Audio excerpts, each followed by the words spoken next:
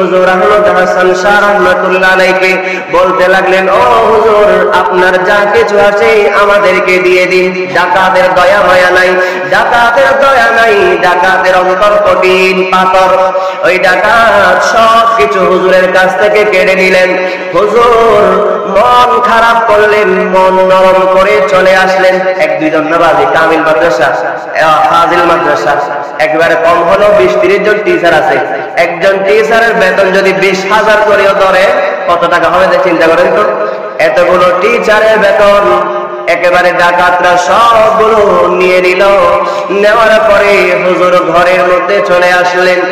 এইভাবে একদিন, 2 দিন, 3 দিন হুজুর কাউকে কিছু বলে নাই, হুজুর কাউকে কিছু বলে নাই। আল্লাহর বলি তিনি বিচার দিয়েছেন খুদ রবের কাছে। 3-4 দিন পরে 22 তারিখ, আর 3 দিন পরে আমাদের আনোয়ারা পড়ুয়াপাড়া হযরত শাহ সুফি মাওলানা আহমদ হাসান শাহ রাহমাতুল্লাহ আলাইহি, বড় হুজুর কেবলা রাহমাতুল্লাহ আলাইহি, ইনার উরুস শরীফ। আমি সবাইকে দাওয়াত দিব।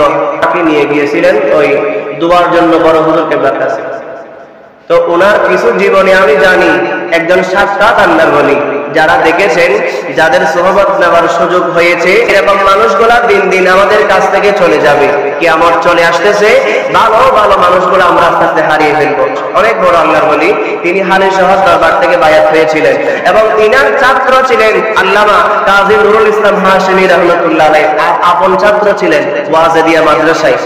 ওয়াজেদিয়া মাদ্রাসায় ইনি অনেক বছর খেদমত করেছেন। হুজুর বড় আলেম ছিলেন। লেখাপড়া কোথায় করেছেন জানেন? ইন্ডিয়ার দারুল উলুম দেওবন্দের মধ্যে। আমাদের সেই যোগ্যতাও হয় নাই। আমাদের ওনাদের কদমের ধুলার মধ্যে যে বালি আছে, সেই বালির যোগ্যতাও আমাদের হয় নাই। এত বড় আলেম ছিলেন হুজুর আহমদ হাসান শাহ রাহমাতুল্লাহ আলাইহি। তিনি একদিন মাদ্রাসা, ইনি অধ্যক্ষ ছিলেন 37 বছর, সুন্নাপাড়া মুনিরুল ইসলাম ফাজিল মাদ্রাসা। এই মাদ্রাসা তিনি 37 বছর অধ্যক্ষ ছিলেন। অধ্যক্ষ থাকাকালীন একদিনের একটি ঘটনা বলছি। তিনি মাদ্রাসার টিচারদের বেতন নিয়ে আসছিলেন, গাড়ি করে আসছিলেন। প্রতি মধ্যে ওনাকে ডাকাত আক্রমণ করে। ডাকাত আক্রমণ করার পরে হুজুর আহমদ হাসান শাহ রাহমাতুল্লাহ আলাইহি বলতে লাগলেন, ও হুজুর, আপনার যা কিছু আছে আমাদেরকে দিয়ে দিন।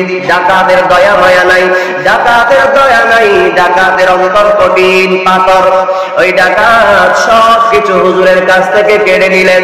হুজুর মন খারাপ করলেন, মন নরম করে চলে আসলেন। এক দুইজন নামাজি, কামিল মাদ্রাসা, ফাজিল মাদ্রাসা, একবারে কম হলো 20-30 জন টিচার আছে। একজন টিচারের বেতন যদি 20,000 করেও ধরে, কত টাকা হবে চিন্তা করেন তো। এতগুলো টিচারের বেতন একেবারে ডাকাতরা সবগুলো নিয়ে নিল। নেওয়ার পরে হুজুর ঘরের মধ্যে চলে আসলেন। এইভাবে একদিন, 2 দিন, 3 দিন হুজুর কাউকে কিছু বলে নাই, হুজুর কাউকে কিছু বলে নাই। আল্লাহর বলি তিনি বিচার দিয়েছেন খুদ রবের কাছে। 3-4 দিন পরে দেখা যায় বেতন দেওয়ার ঠিক আগে আগে ওই ডাকাতগুলা হুজুরের কদমের মধ্যে এসে হাজির। জোরে বলুন সুবহানাল্লাহ।